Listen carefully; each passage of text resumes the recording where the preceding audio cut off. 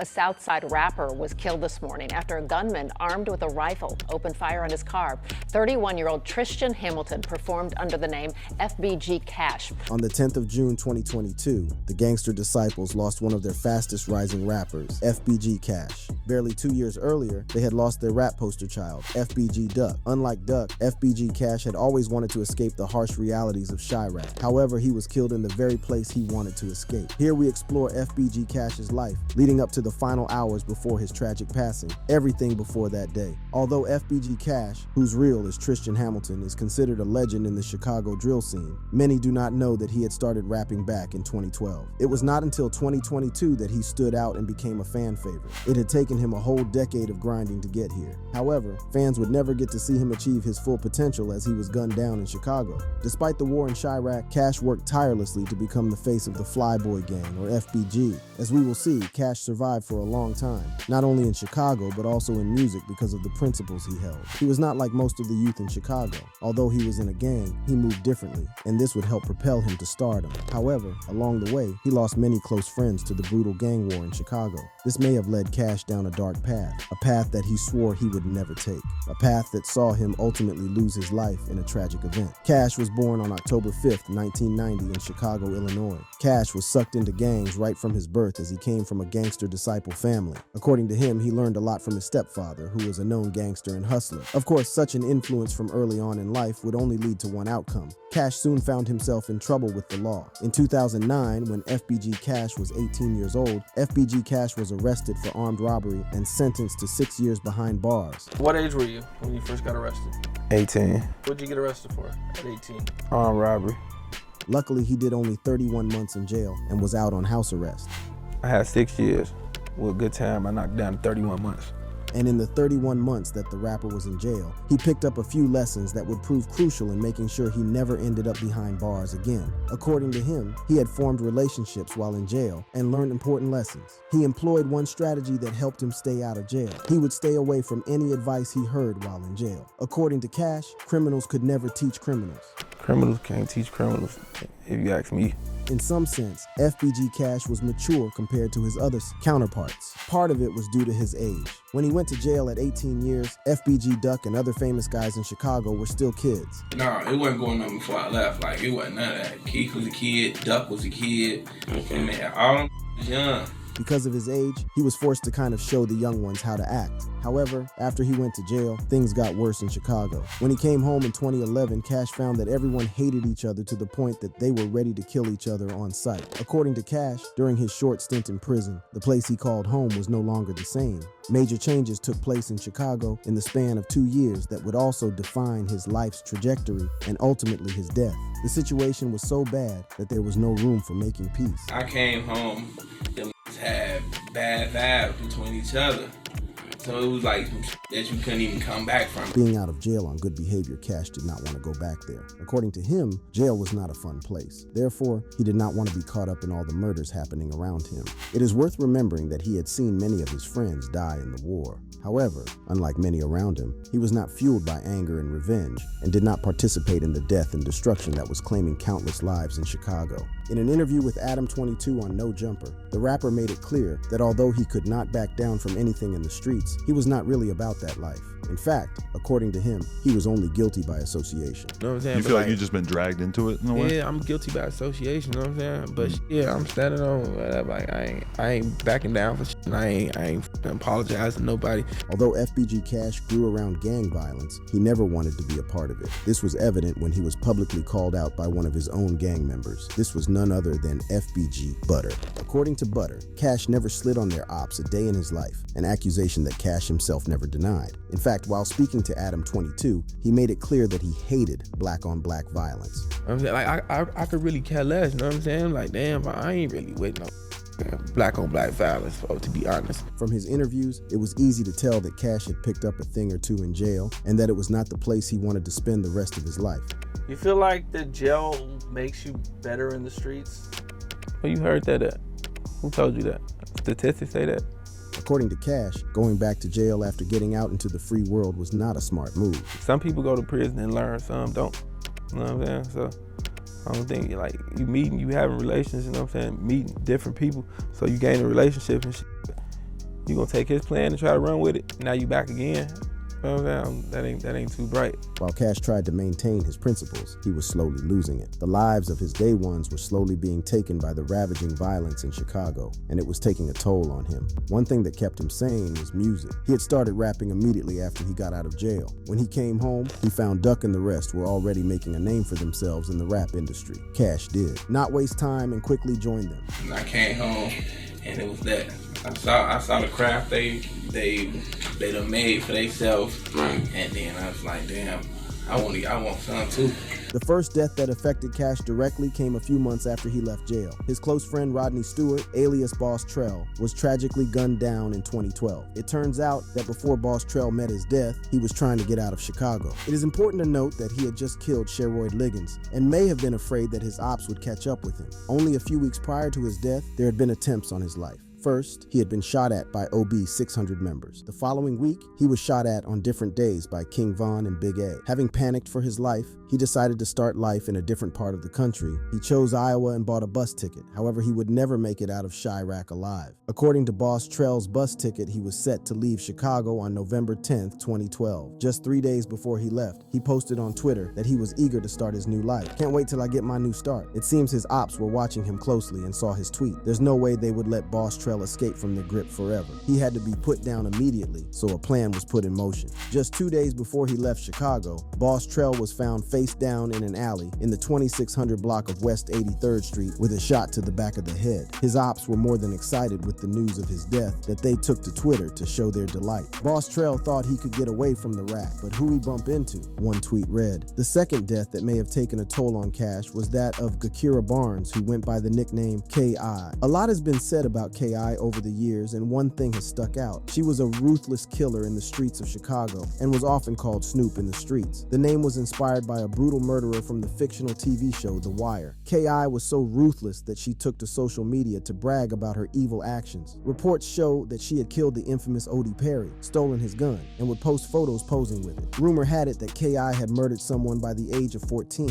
and may have been responsible for up to 20 deaths before she, like many others before her, was finally gunned down. On April 11, 2014, a hooded gunman approached K.I. on Eberhart Street, just 2.5 blocks from where Odie Perry was killed a few years earlier. She collapsed, with multiple bullet wounds at the base of some wooden steps. A neighbor tried in vain to staunch the bleeding with a towel. An ambulance responded, but she was beyond saving when she reached the hospital. K.I. was taken to Northwestern Memorial Hospital in critical condition and was pronounced dead at 5:43 p.m. Her death left a huge mark on FBG Cash as he had seen the young girl grow up. To him, K.I. was like a little sister to him. In fact, he always felt some type of way whenever her name was brought up in interviews.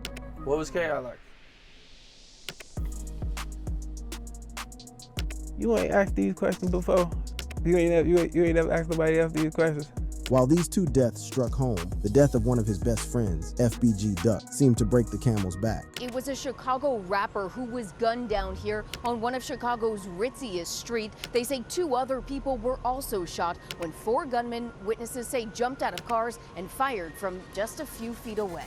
FBG Duck was among the first people he had become friends with when he moved into the neighborhood. Apart from that, Duck was the rap poster child of their gang, STLEBT. He was getting bigger and bigger in the industry, and they were all growing because of him. All that would come to an end on August 4th, 2020, when news broke out that Duck had been shot and killed at Michigan Avenue and East Oak Street in the Gold Coast area of Chicago. It was later revealed that despite Duck sustaining multiple gunshot wounds, he would have survived as he lay on the ground fighting for his life for more than 20 minutes. Shockingly, Northwestern Memorial Hospital, where Duck was eventually taken, and Oak Street is only a 3-minute taxi ride away. After Duck's death, he was forced to take up a more prominent role in the Flyboy gang. He was forced to take his gloves off as he started to go hard on their ops. Although he refrained from violence, he took his fight to the booth and in interviews where he constantly dissed his ops. This may have proven to be his biggest undoing. Final 24 hours. After Duck was tragically killed, Cash started to get on his ops' nerves, from diss tracks to trolling in interviews. Naturally, Cash was very funny and likable, so whenever he clowned his ops in interviews, fans couldn't help but love him even more. In fact, one of the reasons that he started blowing up was after dissing King Von Vaughn after his tragic death. After Vaughn was killed in a tragic shooting in Atlanta, the hip-hop world came together to mourn his death. A mural was even created for him in Chicago, where fellow rapper Soulja Boy went to visit. Cash was not left behind, as he also took a photo next to the mural. However, in typical Cash fashion, he made sure to include a disrespectful gesture by showing his middle finger. And instead of having kind words for the deceased rapper, he captioned the post saying, "Whole world witnessed yo main sniper get his splack." In one interview, he was asked about his infamous stunt at King Von's mural. He responded by saying that Lil Durk had told him to do it. Then I think at some point you take the picture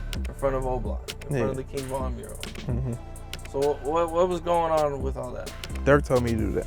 Durk told you to do that? Yeah. Okay. Needless to say, the stunt did not go down well with Von's gang, and especially with his best friend and fellow rapper Lil Durk, who took to the booth to diss Cash in a song. In his song, Computer Murderers, Durk raps, sneaking pics by Von Morale like Lil Bro won't come out and spin. Since Cash had finally given in to dissing ops, he used Durk's beat on Computer Murderers and continued dissing King Von rapping, "Von got his ass clapped, you had us thinking he was stressed." Apart from releasing diss tracks, Cash continued trolling his ops, and this time he went after Chief Keef. In an interview, he claimed that he had slept with Chief Keef's mom. Although many people believe that he was not capping, there's a huge possibility that he was just trying to get at his op. While on No Jumper, Cash revealed that the first time he actually started getting famous was when he was dating Chief Keef's mom.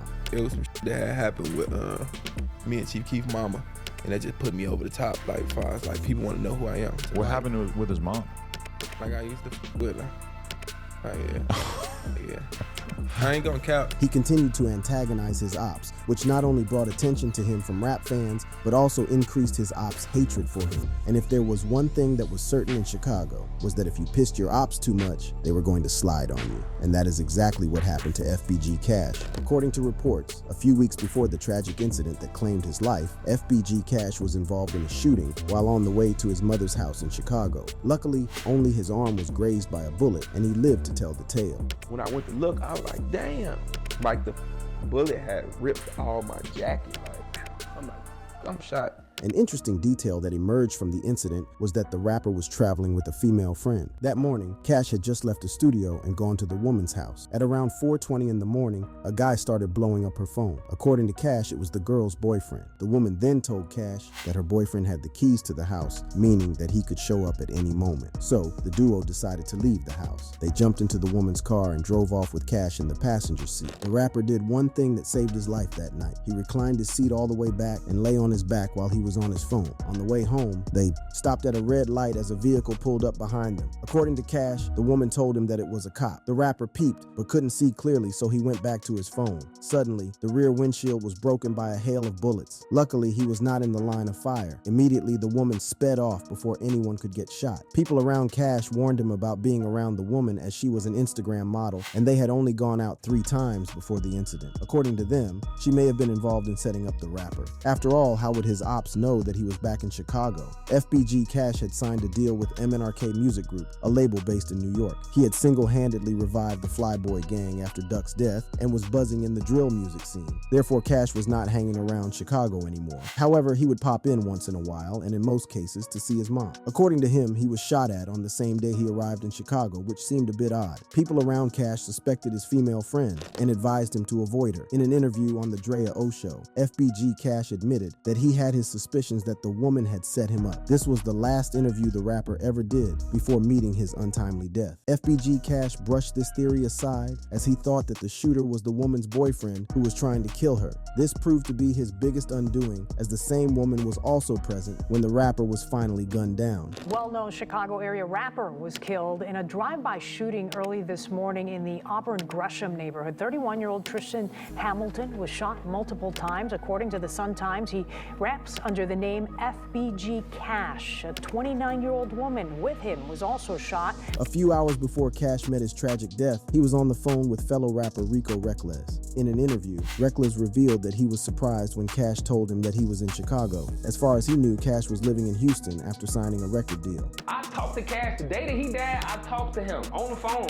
I'm like, where you at? He's like, man, I'm in Iraq. He even pleaded with him to get out of Chicago. However, Cash pulled out his gun and told Reckless that he was safe and and that he would take care of himself. Cash's bravado cost him his life later that day. In his last interview on the Drea O Show, he revealed that even after the incident, the woman who was with him when he was shot kept blowing up his phone because she wanted to see him. On the 9th of June 2022, Cash was picked up by the same female and headed for a nightclub. After the club, the rapper took her to a friend's house to sleep with her. At around 5 in the morning, Cash drove the car home with the girl in the back seat. According to her, she was tired and wanted to sleep. A few minutes later, Cash stopped at the stop sign on the 1600 block of West 81st when a black sedan cut him off. 3 armed men jumped out of the car and took aim at the rapper. There was no time to react as they opened fire on Cash. Cash did not go down without a fight as he jumped out of the car firing at his assailants. However, enemy fire proved too much to handle and he was eventually gunned down. Police officers responded to the shooting and arrived to find FBG Cash's vehicle parked in the middle of the street and the rapper unresponsive. He was transported to Advocate Christ Medical Center where he was pronounced dead. The 29-year-old woman also sustained gunshot wounds to the left arm and upper back and was transported to the same hospital in serious condition. She was never taken in by cops for questioning as a suspect. It is interesting to note the similarities between the incident that had taken place a few weeks earlier and the one that claimed Cash's life. There was a lot of talk about the female who was with Cash on both nights and her potential role in setting up the rapper. Interestingly, even his op, Lil Durk, had taken to Instagram to warn him about hanging around women. Don't diss thang if you be lingering and chasing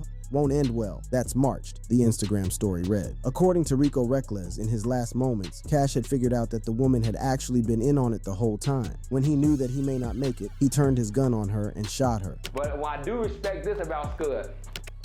They say that when he knew it was over for him, he looked at the clap the ass. The suspect demographic detailed descriptions of the person of interest being a black male between 5 feet 10 inches and 6 feet 2 inches. His clothes at the time were black gym shoes, black jeans, and a block hooded sweatshirt. However, there have been no arrests made in connection to FBG Cash's death to date. The rapper's death remains a mystery, as not even his ops have claimed the hit. This is not the only death involving a famous rapper that has yet to see anyone arrested and charged. Rapper 26. CJ suffered a similar fate as Cash and his killers are yet to be identified by cops. Florida rapper 26 CJ was part of Kodak Black's crew, and on March 28th, he was brutally murdered and his body burned while in a vehicle. Well, there were lots of things in this crime scene that are quite suspicious, including a gas can being found right next to the car, and neighbors here saying they heard gunshots just before it was lit on fire.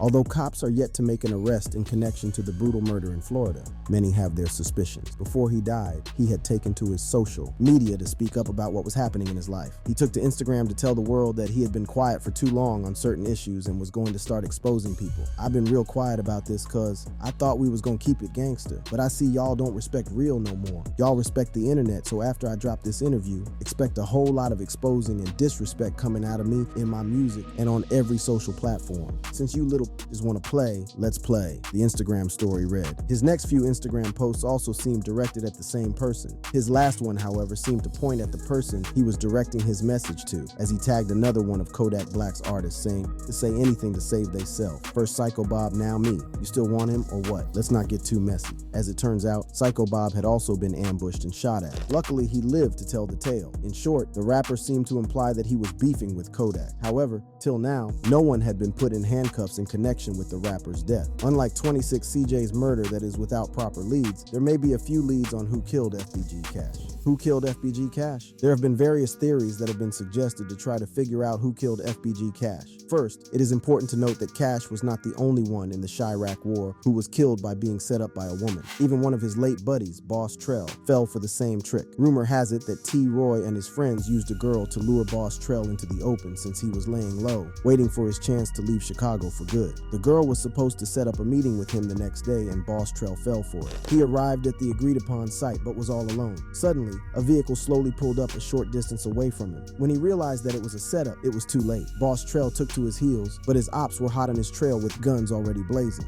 Unfortunately, he was struck on the back of his head and fell to his death as his ops fled the scene. J Money was also killed in similar fashion on September 2nd, 2013. He had left his block that morning believing that he was meeting up with a girl in the 6600 block of South Rhodes Avenue in Woodlawn. When he got to the meetup location, it quickly hit him that it was a setup. Gakira Barnes Barnes and her homie were waiting for him with their guns drawn. The two shooters opened fire, killing him on the spot. Since using women to set up one's ops is a commonly used tactic in Chicago, it is easy to connect his death to his ops. At the time, Cash was trolling and clowning other rappers in interviews, dissing his ops in tracks, and was doing a good job at it. Even worse was that he was now winning. He had secured himself a record deal, moved out of Chicago, and had successfully revived the Fly Boy gang. The GDs were on the rise again, and it may have been that his ops wanted none of it. No wonder his close friend, Rico Reckless, had pleaded with him to get out of Chicago and go back to Houston. However, since there are many enemy gangs in Chicago, it remains difficult to know who exactly was responsible for his death, especially since no one has come forward to claim his body. Even with no one bragging about killing FBG Cash, one man would have most likely been blamed for his death were he still alive. That is none other than King Von. After Von's death, horrifying details about his street life emerged. Numerous documentaries were made about his evil actions, with some even calling him a serial killer. Even police reports collaborated on these allegations. One of the most shocking details revealed was that Von had shot and killed 17-year-old Gakira Barnes. At first, Von had been arrested in connection with the murder after he was identified by eyewitnesses. However, police were unable to meet the burden of proof in court, and so charges were rejected because of the lack of strong evidence to convict the rapper. After his death, police reports showed that it was indeed him who murdered the teenage girl. Police reports revealed that the shooter wore a gray hoodie and blue jeans. He approached the three victims, produced a handgun, and began firing in the direction of the victims, striking all three. He was then observed entering an unknown vehicle and fleeing the scene. Even former members of his gang, such as J Hood, came out to reveal that the information was true. Just run up on KI, and why I just ran up on them and caught KI. She was the last one running out of the gate. And I'm just in my head like, damn, for real? And sure enough, after he told me that, sirens came. However, K.I.'s brother, FBG Butter, who was present at the scene, denied this information. Von didn't kill Guy. I got shot too. I was right there. I got shot too. I saw the who popped us. He did.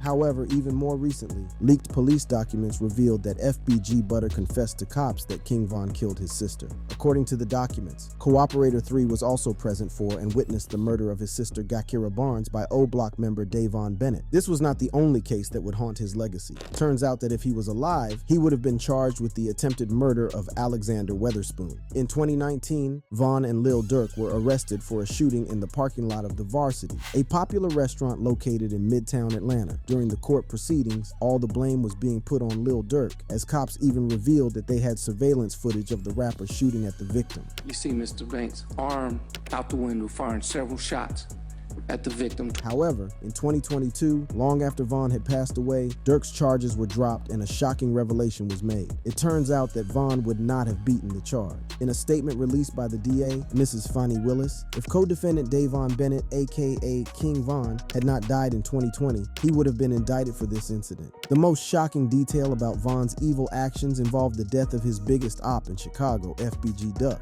After Von died, police documents showed that someone had put a $50,000 bounty on Duck's head. However, no one was willing to do it. An informant further revealed that the same individual had bumped up his offer to $100,000. Although the person was not named, police documents further revealed that the individual had rewarded the killers with custom-made O-Block chains. Well, it so happens that there was a video online of Von giving O-Block members custom-made chains, which confirmed that it was him that had ordered the hit. Even Boss Top, one of those arrested in connection to Duck's murder, revealed that the chains were like a trophy to them.